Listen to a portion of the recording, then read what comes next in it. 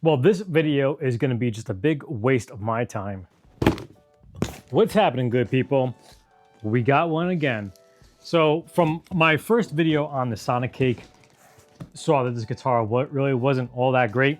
Not terrible out of the box, but definitely not something for a beginner. And I've seen all these other content creators that got them through Sonicake saying how great they were really good out of the box and all this stuff like that. And we do a lot deeper dives on these things. So, I mean, they probably wouldn't have seen some of the things that we saw during our review.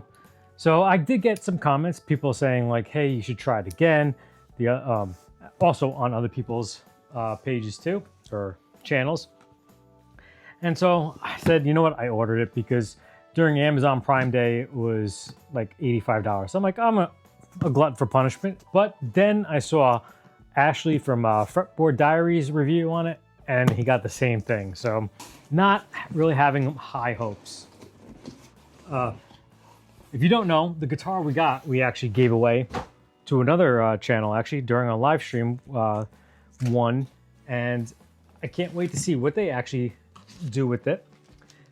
But I wasn't too sure. Like, I saw that the frets were ball rounded, and I had to slow down my video to see because I didn't know that was part of the description. I really didn't read the description too much on it. And when I slowed down, mine definitely were not ball and rounded frets. I believe Ashley's were. So, but I'm going to be keeping this as pristine as possible because I think this, most likely we will be going back. I don't order guitars from Amazon and return them after doing reviews unless they're garbage. And I could tell already that these frets are not ball rounded. So expecting the same thing. And then some people wanted to hear the guitar through, because I did it through the Sonicake Pocket Master through the Line 6 power cab over here. Because I feel like that if you're going to get an affordable guitar, you're probably going to play it through an affordable setup. But some people said they would like to hear it through the Fender Princeton and the Marshall. So we're going to be doing that too. But the fretboard looks better, at least. It's a darker color, not as dry.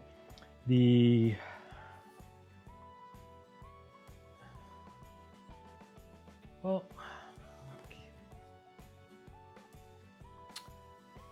so it looks like some of the frets are kind of ball rounded, and some of them aren't. No fret sprout, but they're also, the frets don't go all the way to the fretboard, so that's the usual MO for those type of things. The is a little bit better. We'll see. Get this thing all tuned up.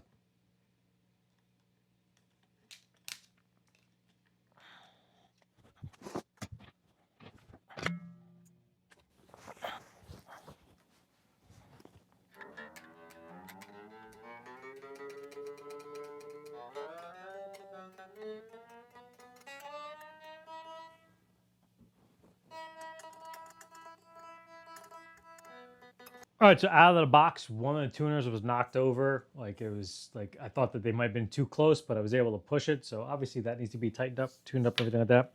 The intonation isn't terrible out of the box, but it's a little off.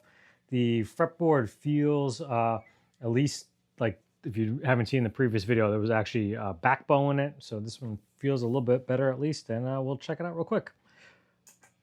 So, barring a little geeky stuff, we're just going to check the frets.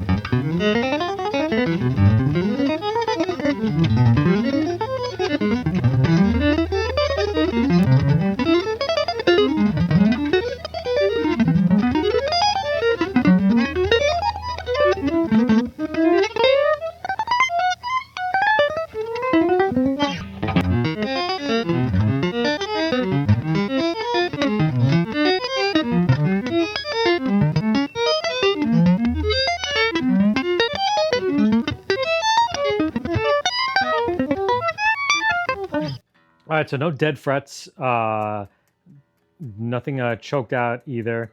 I did have to turn up the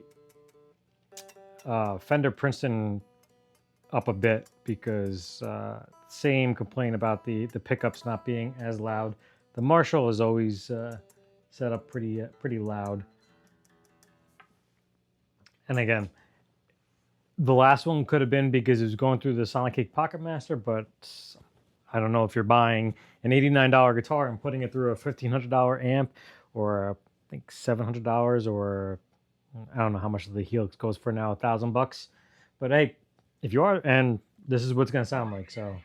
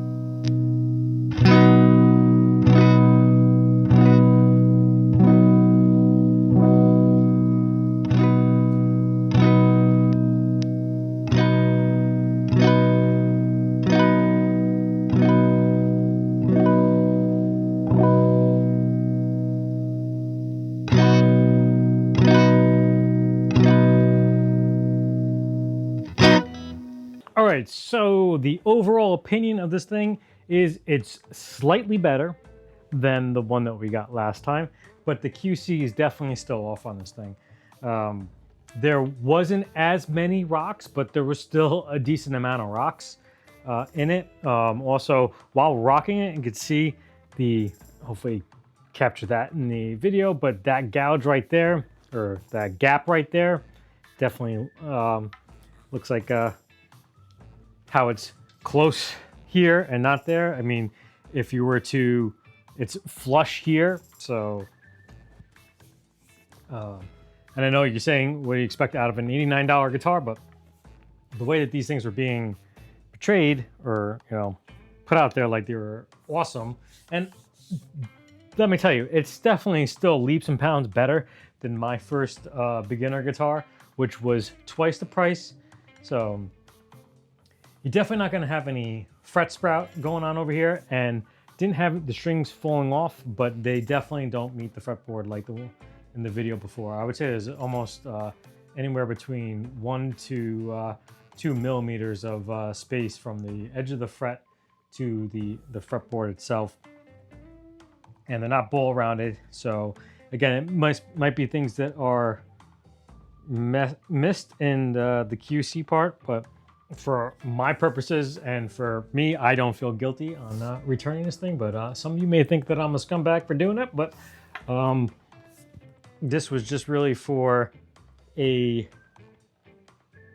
kind of to double check to make sure. And you know what? The first batch that could have gone out for all those other reviews maybe were very well QC'd, and the batch that this probably came in with mine and Ashley's might have, you know, just not been as well QC'd. But if you would like to get one and try it out for yourself, there's be a link down below. And